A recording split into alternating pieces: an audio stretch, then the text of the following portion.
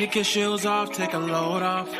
Don't go nowhere till the show's off. Oh, you know it's gonna be a movie when you got Cletus Cassidy on your TV. Yeah, already know Mr. Funny Man. Coming to you and making you laugh again. Started off on the radio, now we got the Cletus Cassidy Show.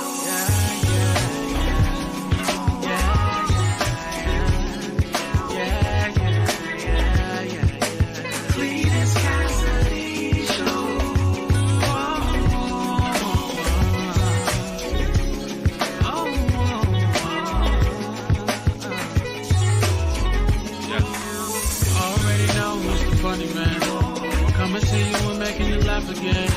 Started off on the radio, now we got the Cletus Cassidy Show.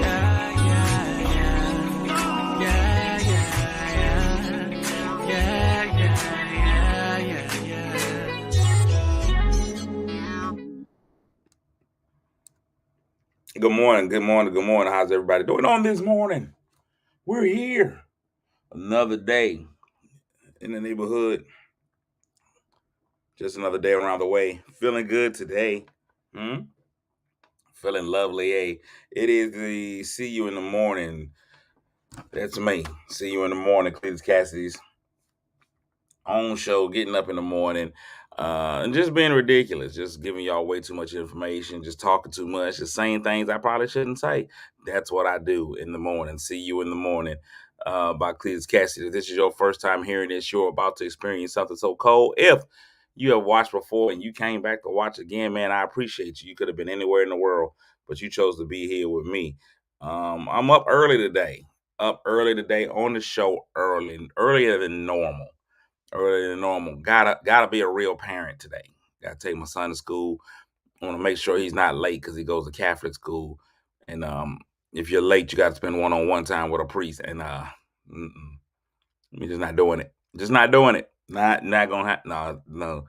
I want to make sure he's on time for school. So I'm gonna try to make sure I'm out of here in enough time for him to get to school on time. So we started off with the way we normally start off, and that's by speaking to everybody. If I ain't sleeping with you, I'm speaking with you. The first three people I speak to, of course, get their medals. So let me go ahead and start it off with the bronze medal going to the Pride of North Carolina, Courtney Weston Murphy. Good morning. After that, we got Dolores Lewis, who is the silver medal winner today, and winning the gold, Ida Seaborn. We're going to take you on an Ida Seaborn. All right, there we go. Who else is here? The Sheriff Roberta Carter is here. Patricia Pippin, Delisa, Katrina, Tracy, Eva Tay Hollins. Good morning. Jamie Woof. My actual real cousin Tanisha, she's in the building. Joyce Brown, she's at the local Kroger, in case you needed to be at Kroger. T. Dot in the building. Lynette Smith, good morning. Monica, morning. We hunching before breakfast today. There's something. There's something. Good morning on this Hunch Wednesday. Good morning, Lisa. Then there's Jason, who's my brother, but he's not my brother. He's my brother's brother. So I don't know if that makes him any relation to me. Are you related to somebody that's your brother's brother?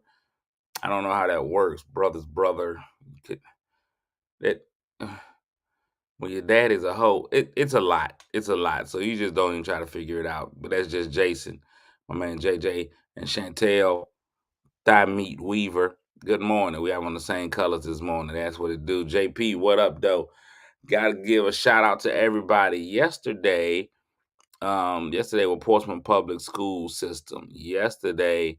I'm just trying to figure it out. I don't know how it works. When your dad is out there giving it up, you find out your brother's not your brother, but he's your brother's brother, which would kind of make him like your brother once removed. So is he like a second brother? So that's how cousins do. You have first cousins and second cousins. So then you'd be like, you know what? I don't know. I'm confused. Well, we'll just move on. We will move on. Yesterday, got to give a big shout out to Portsmouth Public School System. The Portsmouth Public School System had a pep rally for their teachers. They rallied the teachers. They got them pepped. They had pep for all the teachers. And well, let me say this: I keep saying teachers. It was more than just the teachers. It was the entire school division. So it was the educators, the teachers. It was the bus drivers. It was the cafeteria workers. It was everybody, anybody, anybody that had anything to do with being in the school system. If you worked in a school, you were there. The school counselors, the security, everybody was there. It was a good time. They all got in there. Yep, PPS Shines was what they called it. So yeah, you're right, Monica. Let's go Mustangs and Truckers. I read it. Let's go Mustangs and Truckers. So um it was a good time. It was a good time. We had the principal out there, the superintendent, everybody was there. I was the host for the event. I want to try to see. I took a video, but it wasn't the right video. I didn't video the right thing. See, this is why you shouldn't let old people have technology. I felt like I was recording the whole time and I won't record nothing. I was just looking at the camera. You know what? This is why I wanted to give y'all this video, but I didn't take it. And I knew I was videoing. I just knew to myself. I said, self said, huh? I said to myself, and I knew it was me because I know my voice. I'm making this video. But anyway, the superintendent of the school is a member of Kappa Alpha Psi, and so he decided to shimmy at the tender age of 1,002. And so that was great to see just his shoulders working. I swear. Tam Shoemake was there, honored school board member. There was a lot of honored people there. So it was great. Crystal, Sex Appeal. She wasn't there, but she was there in spirit. So that was on yesterday. Also on yesterday, just got a call out of Atlanta, getting my first weekend in Atlanta. Now, I got the weekend, then it got canceled, and then it got put back on. That's how comedy is. They gave me a weekend in the first weekend of December in Atlanta, and I was like, ooh, I'm in. Felt good about it. No, I'm sorry, the first weekend in November, I felt good about it. I was like, ooh. Then they called me right back. Was like, oh, no, we got somebody better getting that weekend. We're going to have to move you. So now I'm moved to the second weekend in December. So that's what it was. And see, here's the problem, Monica. Here's the problem. And since we're gonna talk about hunching and we're gonna talk about hunching in school, let's talk about it. I noticed yesterday something. We'll get back to me doing a show in Atlanta. I noticed something yesterday. These new teachers are different. I know my picture is gone. Hold on. I'll bring it back in a second. Hold on. New teachers out here wilding. When I was in school, you had to be at least 45 to be a teacher. If you want 45, you had to look 45. You had to have that age on you. Teachers didn't look good when I was in school. When I was in school, you got one good looking teacher per year. You definitely didn't have them in high school. Now, all the teachers are the same age as the kids. These teachers yesterday, we're going to talk about hunching. These teachers yesterday was twerking. This is a new generation of teachers. Now, we had both. I asked for the question. I asked, did we have any new teachers? Did we have any teachers with 20 years experience? All the older teachers, they was ready. They knew what they was doing. They were older teachers. They came teacher appropriate. All the old teachers had on long skirts, and they had on business casual long skirts and a pair of sensible tennis shoes. They was wearing slips. All of those teachers. But these new teachers, tight jeans, cut up, bosoms out. It don't make any sense. Doesn't make any sense the way that these new teachers look. These new teachers It's a different world out there. They were line dancing. I ain't never seen no old teachers line dance. You never saw old teachers have fun, period. All old teachers did was teach and do lesson plans, and that was it. Occasionally, they would go to the grocery store. And if you saw one in the grocery store, it was like catching a rare Pokemon. You saw your teacher in the grocery store and you realized they had a life outside of school. It was amazing. I don't think we even thought teachers lived anywhere but in school. Well, Tanya, I don't know about anybody's underwear. I didn't pay attention that closely to my teachers growing up. I only had one good looking teacher, two. I had one good looking teacher in middle school, one good looking teacher in high school. In middle school, I had Miss Boney. The jokes write themselves.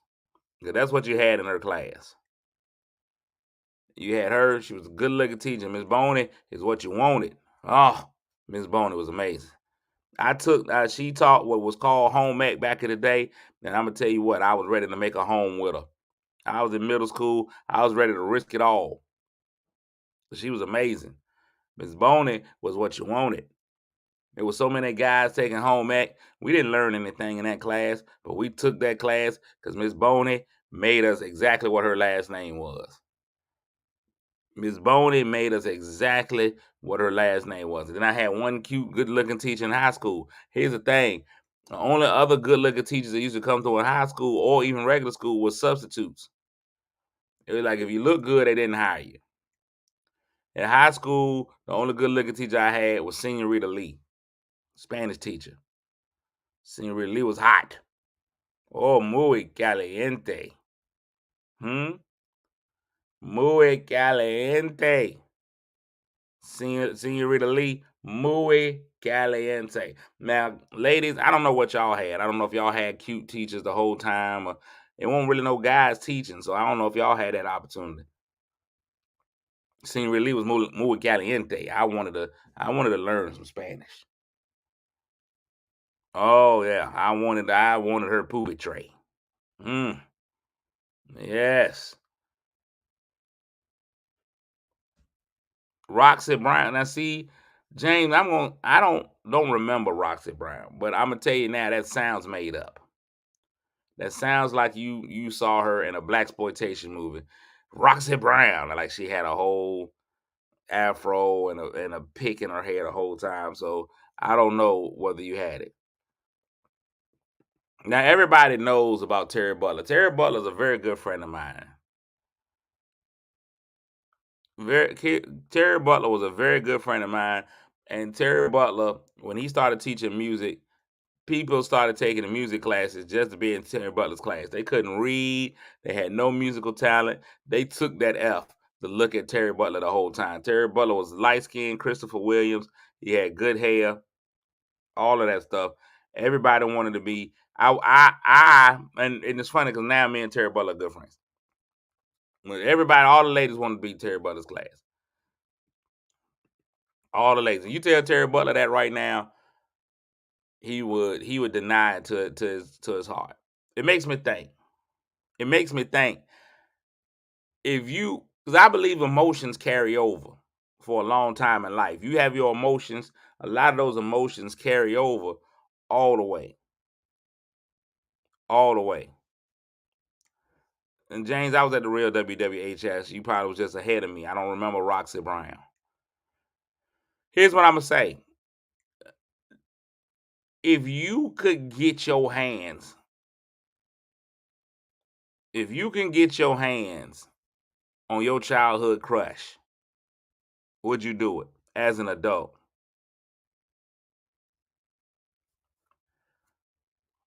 If you could get your hands on that childhood crush, if I could get my hands on Miss Boney, she might be 80, 90 years old now, but if you could get your hands on your childhood crush, does that carry over? And it might not even be a teacher childhood crush. It could be somebody in your class. I remember the main reason why I'm still a virgin. Sixth grade. I'm not gonna tell the young lady's name out loud because people might still know her. But there was a young lady in the class, and I had found a high level of amour for this young lady. I was head over heels. I'd have done anything for her. I'd have gave her my ice cream sandwich every day. She could have had any of my coolies. She could have had my big cookie. Huh? She could have had my big cookie. Could have gave it. She could have had it easy. And one day in class, I was in 6th grade, I decided I had been watching her all year. I've been watching you so very long. Not Mr. Urquhart. I've been watching you stalking for so very long. Trying to get my nerve built up to be so strong. And that's what happened. I really want to meet you, but I'm kind of scared. And that was true. Tad Renee, I think nobody's agreeing with you with Mr. Urquhart. So here's what happens. I wanted her bad. Went the whole year. I decided to man up. I wrote that note. Hey. And not only did I write the "Hey, do you like me" note, I said to myself, I'm going to step it up a little bit. I'm going to express my feelings. So I wrote down my feelings. I wrote a letter. Because it had worked for ABC. ABC, she gave it up. She gave up the digits for a letter and some candy. And I realized I didn't have any candy, but this letter is going to be fantastic. I was a heck of a writer, always have been. And so I wrote that letter and I wrote it. And I expressed feelings you shouldn't even be able to express in the 6th grade. And I told her romantic things that I would never be able to do because I didn't have any money. So I don't even know how I was going to do any of those things. And I didn't have a car. I couldn't take her out. I couldn't do any of the things that I promised in that letter, but I wrote them all down. And I felt confident because on TV, in the movies, the nerd always gets the pretty girl. It always happens. And I wrote that letter and I sealed it. Took my little paper and I started with the fold here. I folded it right here, like so. And then you had to fold. I folded it down, kind of like so, all the way over. Maybe I folded multiple folds down. And then there was a secret folding method that you had back in the day. You could fold. Well, it was a folding. I folded. I did origami.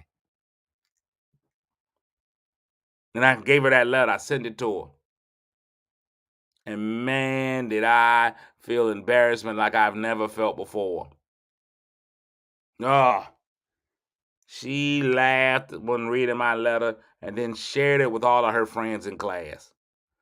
There was a complete HIPAA violation. She shared my heart with everyone in that class. And from that point on, I knew abstinence was my calling. There was no way I was ever going to go and speak to anybody.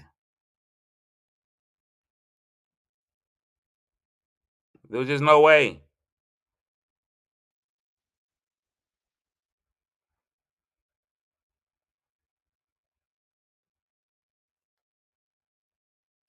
I had to do it. But I'm going to tell you what.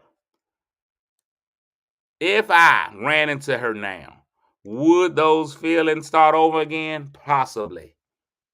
Would those feelings come back? Would I still want to be the banana rammer? I probably would. Do your high school first crush, that one, is there that one that you would just hold on to?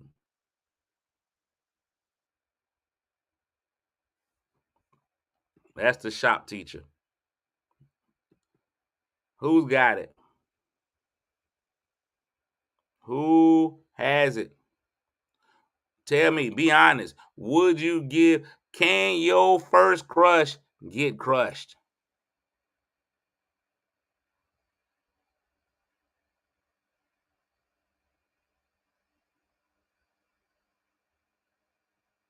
Jay Pearson was back in the day was a player. He got all the letters.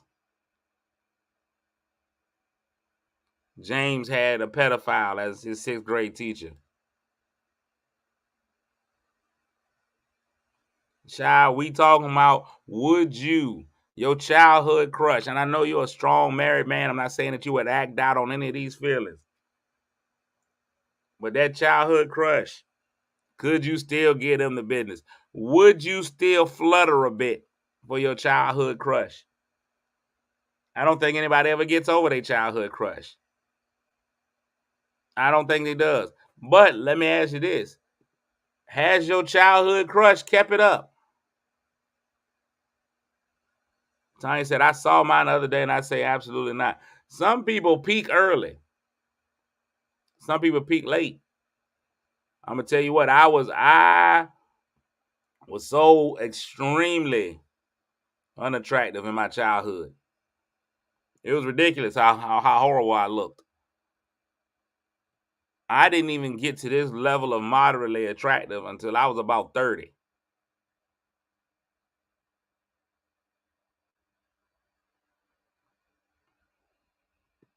James says his crush smokes cigarette and drinks liquor now, but that's not the question. I didn't ask you what their proclivities were. I'm asking you, James, can you go ahead and flutter a little bit?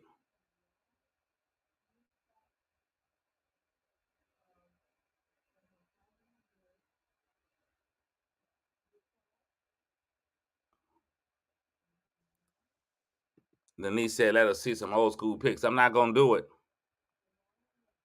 I'm not going to do it.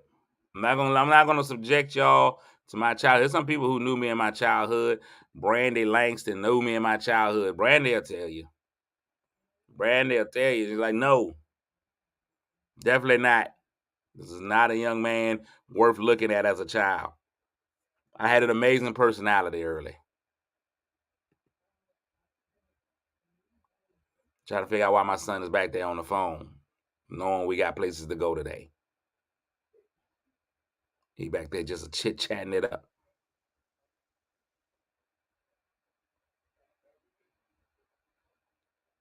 I'm going to see if I got anything in an old school picture mentality to let y'all know just how bad it used to be.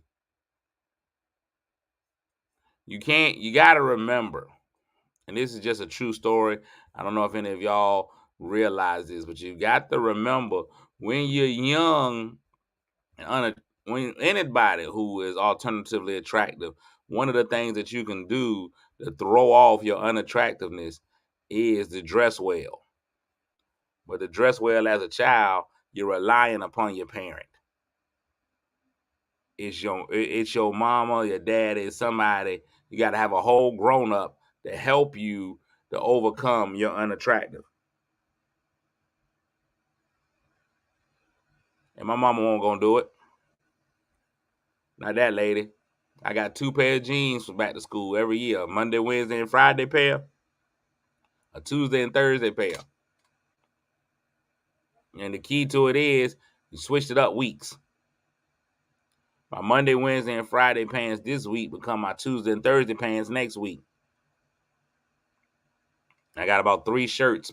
Some years 4 if it was a good year. If the money was flowing that year, I would get 4 shirts. And never anything classy. Nothing that you would want to wear. My mama bought me shirts for the seasons. Mama bought me flannel shirts. I was a black lumberjack at one point in time in my life. Flannel shirts. Who was wearing flannel shirts in the hood? Nobody but me. I was the only one. It was ridiculous, a mockery of sorts. Y'all lucky I can't find any pictures of myself from when I was young, so that I could prove my unattractiveness and the fact that my mom wouldn't help. I had to develop a good personality. I believe God made me ugly on purpose. If it was not for the severe unattractiveness I experienced as a child, I would be nowhere near as funny as I am today. And these are just facts, people.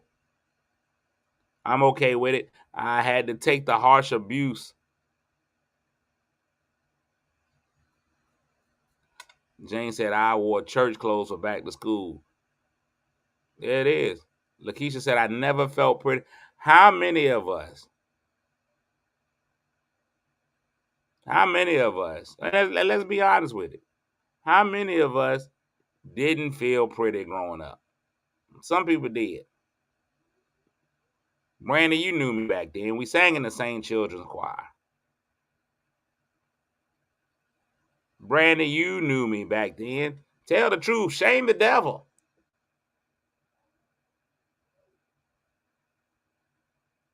We all knew back in the day.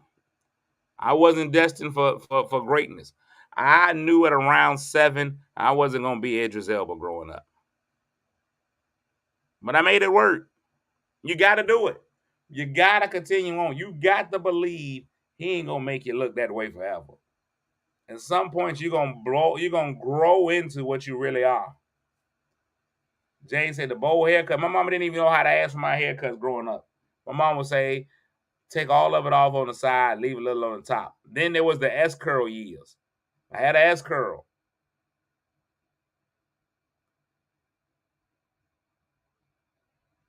I had an S curl. I was also a nerd, Jamie.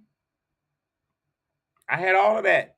Glasses, reader, S curl, nappy hair. It was a mess. It was a mockery. It was a mockery. How much? So let me ask y'all this. How much did your childhood, your rearing, how you were viewed as a child, affect your self-esteem or even your decisions with hunching as an adult? How many people who couldn't get hunched in high school? It was a select few. There was a select few in high school who was able to get some. Not everybody. You would want to, but not everybody could. It was a select few. Not everybody was getting it. No, not a lot of people were considered attractive enough for anybody to reach out and want to grab it. How many young ladies because none of the guys found them attractive in high school, elementary school and all that stuff. How many of y'all started making bad decisions as adults due to you couldn't get nothing back then? How many guys are out there on a hunch spree just to make up for the hunching they couldn't do in high school? Even when I went to college, I hung around some gentlemen whose life was a vagina buffet. All they had to do was pick one. It was just, hey, which one do I want? And now they just out there making them. I wonder.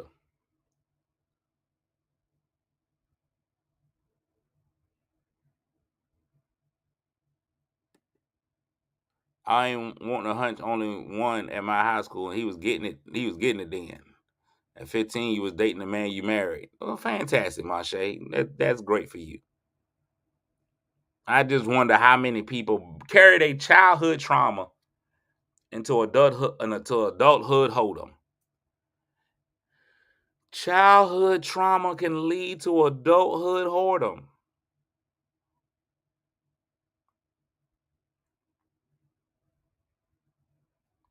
Made you insecure. Did that have anything to do with your decisions that you made later on? Lakeisha said she used to be scared of it, but now she throws lips to it. Handled it like a real Heather Hunter. Janet Jackman. Huh? She said, I used to be scared of it. Brandon says truth. I don't know what she's saying truth to. Maybe the childhood trauma leading to adulthood whoredom. I need to get Malira on here and ask Malira, how does my childhood affect because we've seen cases where people who have had childhood trauma get into the negative, but now What about childhood not being able to?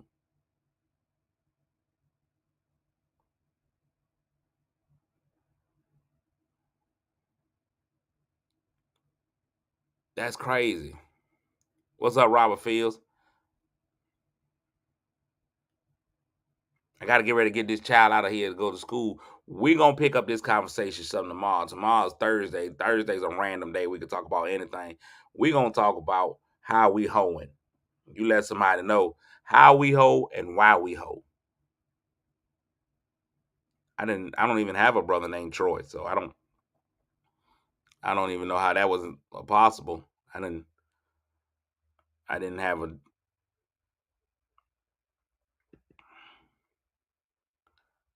We gonna name tomorrow the 7 doors. I ho is off the work I go. I'm getting ready to take this boy to school before he got to be in the priest office, and we don't want that for him. Speaking of hoeing, we don't want the boy in the priest office. I'm out. I'm gonna talk to y'all again on tomorrow because fatherhood be happening out here. Make sure y'all tune in, share the show, be prepared for tomorrow. It's gonna be a great day. I'm out. See y'all in the morning.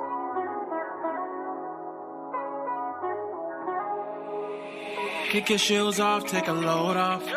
Don't go nowhere till the show's off. Oh, you know it's gonna be a movie when you back play this Cassidy on your TV. Yeah, already know Mr. Funny Man. Coming to you and making you laugh again. Started off on the radio, now we got the Cletus Cassidy. Let me see what you looking like.